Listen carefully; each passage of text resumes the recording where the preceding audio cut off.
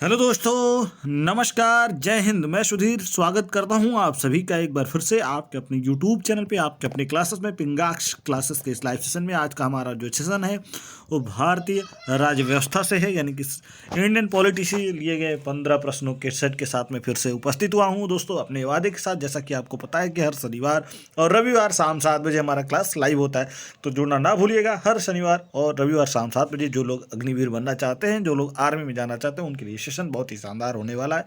तो चलिए सेशन को स्टार्ट करेंगे। उससे पहले आपसे रिक्वेस्ट करूंगा, चैनल पहली बार है तो चैनल को सब्सक्राइब कर लीजिएगा, बेल आइकन को प्रेस कर दीजिएगा ताकि सबसे पहले नोटिफिकेशन आपको मिल सके।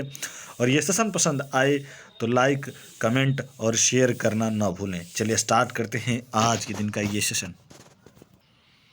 लीजिए पहला प्रश्न, static GK GS for army Agniveer aspirant. पहला प्रश्न देखिए, नौकरी के समाचार कौन सा मंत्रालय देता है? ऑप्शन आपके सामने है। श्रम एवं रोजगार मंत्रालय, यानी कि श्रम और रोजगार मंत्रालय। बी संचार मंत्रालय, सी शिक्षा मंत्रालय और डी सूचना एवं प्रसारण मंत्रालय। तो सही आंसर है ऑप्शन डी, सूचना एवं प्रसारण मंत्रालय। सूचना और प्रसारण मंत्रालय जो है नौकरी के समाचार की जानकारी देता है। चलिए प्रश्न नंबर दूसरा देखते हैं। भारतीय संविधान के अनुसार किसी राज्य की विधानसभा में अधिकतम और न्यूनतम कितने सदस्य हो सकते हैं? दोस्तों ये शानदार क्वेश्चन है और बहुत इम्पोर्टेंट क्वेश्चन है। भारतीय संविधान के अनुसार किसी राज्य की विधानसभा में अधिकतम और न्यूनतम कितने सदस्य हो सकते हैं? ऑप्शन देखिए, ए 500 और 50, ऑप्शन बी 400 और 50, सी 500 और 60 और डी 450 यानी 450 और 50। तो सही आंसर है आपका ऑप्शन सी, बिल्कुल करेक्ट है। अधिकतम जो है 500 और न्यूनतम कितने सदस्य हो सकते हैं? तो वो हो सकते हैं 60। बट इसमें क्या है, मणिपुर और गोवा के लिए ये लागू नहीं होता है, वो अपवाद हैं, उनके लिए ये लागू नहीं होता है। बाकी जो है अन्य राज्यों में 500 अधिकतम और 60 न्यूनतम जो है राज्य की विधानसभा में सदस्य अधिकतम और न्यूनतम हो सकते हैं। चलिए तीसरा प्रश्न देखेंगे। नेसेट किस देश की संसद का नाम है? Option A Israel, B Lebanon, C Tunisia और डी मिस्र। बहुत इंपॉर्टेंट क्वेश्चन है दोस्तों। तो सही आंसर है, जिन लोगों ने भी मार्क किया होगा बिल्कुल करेक्ट है, इजराइल। नेसेट जो है इजराइल की एक सदनी विधायिका का नाम है। देश की विधायिका के रूप में नेसेट का कार्य कानून बनाना, राष्ट्रपति और प्रधानमंत्री का चयन करना, कैबिनेट को मंजूरी देना, सरकार की निगरानी करना, ये सारे काम जो है नेसेट करती है इजराइल में। ठीक है, प्रधानमंत्री चाहे तो नेसेट को भंग भी कर सकता है, ये प्रधानमंत्री के पास राइट्स होता है। तो दोस्तों ये बहुत इंपॉर्टेंट क्वेश्चन है, इसलिए इसको जरूर नोट कीजिएगा। नेसेट किस देश की संसद का नाम है? तो वो है इजराइल का। चलिए हम देखते हैं चौथा प्रश्न। सरकारिया आयोग निम्नलिखित में से किससे संबंधित है? ऑप्शन देखिए, ए केंद्र और राज्य संबंध, बी चुनाव सुधार, सी भारत में प्रेस की स्वतंत्रता और डी बैंक और वित्तीय क्षेत्र। तो सही आंसर है आपका केंद्र और राज्य संबंध, ऑप्शन ए बिल्कुल करेक्ट है। जून 1983 में जो है ये सरकारिया आयोग गठित हुआ था। इसके अध्यक्ष जो थे वो थे जस्टिस राजेंद्र सिंह, जो कि सुप्रीम कोर्ट से रिटायर्ड जज थे। तो उनकी अध्यक्षता में ये सरकारिया आयोग गठित हुआ था जून 1983 में, 1983 जून। ठीक है, इसमें जस्टिस राजेंद्र सिंह के अलावा 2 अन्य सदस्य भी थे, लेकिन अध्यक्षता उन्हीं की थी, अध्यक्ष वही थे। चलिए प्रश्न नंबर 5वां देखते हैं। भारतीय संविधान में 10वीं अनुसूची किसके द्वारा शामिल हुई? ऑप्शन देखिए, ए 49वें संविधान संशोधन, बी 52वें संविधान संशोधन, सी 43वें संविधान संशोधन और डी 47वें संविधान संशोधन। तो सही आंसर है ऑप्शन बी, 52वें संविधान संशोधन में शामिल हुई, ठीक है। 10वीं अनुसूची 52वें संविधान संशोधन में शामिल हुई, ठीक है। ये उस समय 1985 की बात है। 1985 में अगर ये पूछता है कि कब हुआ था तो 1985 में राजीव गांधी जी की सरकार के समय में ये हुआ था। चलिए हम देखते हैं छठा प्रश्न। यदि कोई विधेयक संसद में एक सदन में पास हो जाए, यदि कोई विधेयक संसद में एक सदन में पास हो जाए लेकिन दूसरे में लंबित हो तो संसद के दोनों सदनों की संयुक्त बैठक कितने समय के लिए बुलाई जा सकती है? ऑप्शन 1 देखिए, ए 2 माह, बी 4 माह, सी 6 माह और डी 8 माह। दोस्तों कमेंट बॉक्स में आंसर जरूर दीजिएगा। आपको ये सेशन कैसा लगा, इस चैनल को ज़रूर सब्सक्राइब करिएगा। आप एक शेयर जरूर करिएगा, एक फौजी भाई एक शेयर जरूर करेंगे। जो लोग भविष्य में फौजी बनना चाहते हैं, आर्मी में जाना चाहते हैं, अग्निवीर बनना चाहते हैं, वो लोग जरूर शेयर करेंगे, उनके लिए सेशन बहुत ही शानदार है। देखिए, यदि कोई विधेयक संसद के एक सदन में पास हो जाए लेकिन दूसरे में लंबित हो जाए तो संसद के दोनों सदनों की संयुक्त बैठक कितने समय के लिए बुलाई जा सकती है? तो सही आंसर है ऑप्शन सी, 6 माह के लिए बुलाई जा सकती है। चलिए 7वां देखिए। 7वां प्रश्न आपकी स्क्रीन पे ये रहा। निम्नलिखित में से किस केस में सुप्रीम कोर्ट ने संविधान की आधारभूत व्याख्या प्रतिपादित की? निम्नलिखित में से किस केस में सुप्रीम कोर्ट ने संविधान की आधारभूत व्याख्या प्रतिपादित की? ए गोपालन बनाम Madras state, B Golaknath, C Keshavananda Bharati case और डी इंद्र साहनी केस।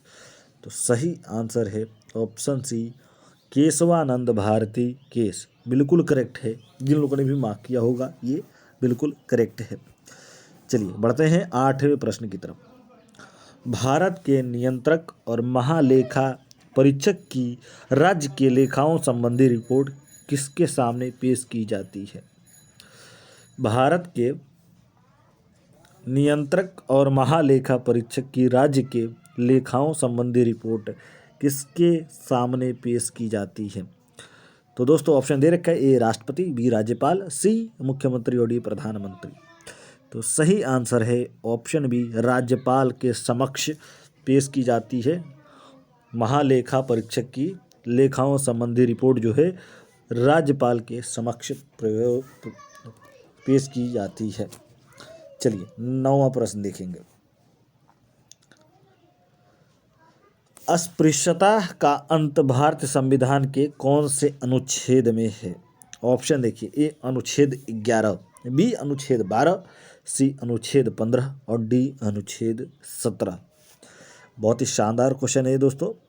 सही आंसर है ऑप्शन डी, अनुच्छेद 17। अस्पृश्यता का अंत भारतीय संविधान के अनुच्छेद 17 में हुआ था। इसे और मजबूत करने के लिए संसद ने अस्पृश्यता निवारण अधिनियम 1955 में पारित किया था। इसका नाम बदलकर नागरिक अधिकार संरक्षण अधिनियम कर दिया गया। तो जो हमें जानते हैं नागरिक अधिकार संरक्षण अधिनियम, वही क्या था? अस्पृश्यता का अंत, अस्पृश्यता अधिनियम।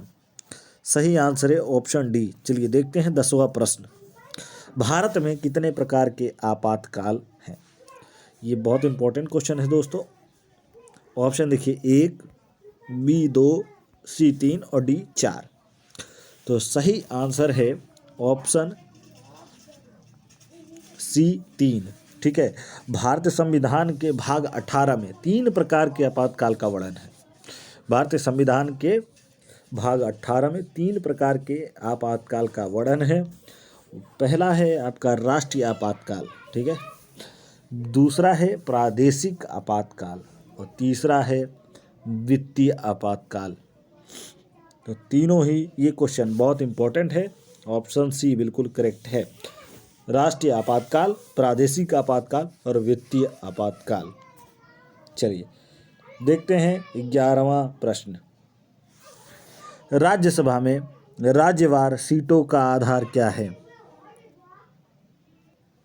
ऑप्शन ए क्षेत्रफल, बी जनसंख्या, सी ए और बी दोनों और डी इनमें से कोई नहीं। तो सही आंसर है जनसंख्या। राज्य सभा में सीटों की संख्या जनसंख्या पर आधारित है।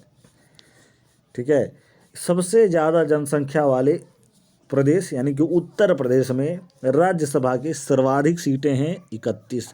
तो अगर कोई क्वेश्चन ये पूछे कि राज्यसभा में राज्यवार सीटों की आधार क्या होती है, तो जनसंख्या, और सबसे ज़्यादा सीट कौन से प्रदेश में है, तो उत्तर प्रदेश यानी कि यूपी, क्योंकि 31 है, और वो इसलिए क्योंकि यूपी की जनसंख्या बाकी राज्यों से सबसे ज़्यादा है। ठीक है, चलिए 12वां प्रश्न देखिए। भारत की लोकसभा का पहला सत्र कब हुआ? ऑप्शन ए 1947 यानी कि 1947, बी 1949 यानी कि 1949, सी 1950 यानी कि 1950, और डी 1952 यानी कि 1952। तो सही आंसर है ऑप्शन डी 1952। भारत की लोकसभा का पहला सत्र कब हुआ? तो 1952 में हुआ। चलिए 13वां प्रश्न देखिए। सुप्रीम कोर्ट के मुख्य न्यायाधीश द्वारा किसे हटाया जा सकता है? यानी कि सुप्रीम कोर्ट के चीफ जस्टिस द्वारा किसे हटाया जा सकता है? ऑप्शन ए प्रस्ताव द्वारा संसद को, बी बहुमत द्वारा न्यायाधीश को, और सी संसद में प्रस्ताव द्वारा राष्ट्रपति को, और डी खुद के विवेक से राष्ट्रपति को। तो सही आंसर है आपका संसद में प्रस्ताव द्वारा राष्ट्रपति को हटाया जा सकता है। राष्ट्रपति को उसके दुर्व्यवहार और अक्षमता के आधार पर संसद में प्रस्ताव लेकर के हटाया जा सकता है। इसके लिए संसद के दोनों सदनों में 2/3 बहुमत पास होना बहुत जरूरी है। तो इसलिए ये आंसर सी बिल्कुल करेक्ट है। चलिए 14वां प्रश्न देखिए। जम्मू कश्मीर को स्पेशल स्टेटस किस अनुच्छेद में मिला हुआ था? ऑप्शन ए अनुच्छेद 356, बी, दोबारा पढ़ता हूँ, अनुच्छेद 356, बी अनुच्छेद 364, सी अनुच्छेद 370, और डी अनुच्छेद 375। ये बहुत इंपॉर्टेंट क्वेश्चन है, मुझे लगता है सबको आंसर पता होगा। तो सही आंसर है अनुच्छेद 370। धारा 370 के बारे में आपने न्यूज़पेपर में बहुत पढ़ा होगा, कोरोना वायरस के बारे में पढ़ा होगा, न्यूज़ में देखा होगा, बिल्कुल वही है ये धारा 370 हटाने वाला जो था। जम्मू कश्मीर को स्पेशल स्टेटस किस अनुच्छेद में मिला था? तो इसी में मिला था 370 में, अनुच्छेद 370 में इनको मिला हुआ था।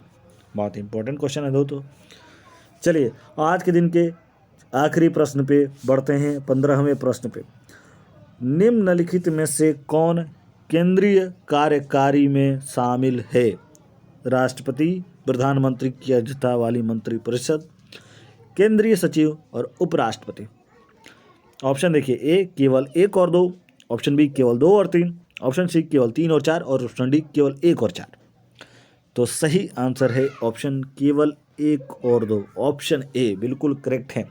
केंद्रीय कार्यकारी में राष्ट्रपति, प्रधानमंत्री और मंत्रिपरिषद शामिल हैं। ये दोनों शामिल हैं, राष्ट्रपति, प्रधानमंत्री और उनके मंत्रिपरिषद शामिल हैं केंद्रीय कार्यकारी में। इसी के साथ आज का ये सेशन समाप्त होता है। मैं मिलूंगा एक आपसे नए वीडियो में अगले शनिवार। जुड़ना ना भूलिए, शाम 7 बजे सब्सक्राइब जरूर कीजिएगा। तब तक के लिए धन्यवाद। जय हिंद, जय भारत।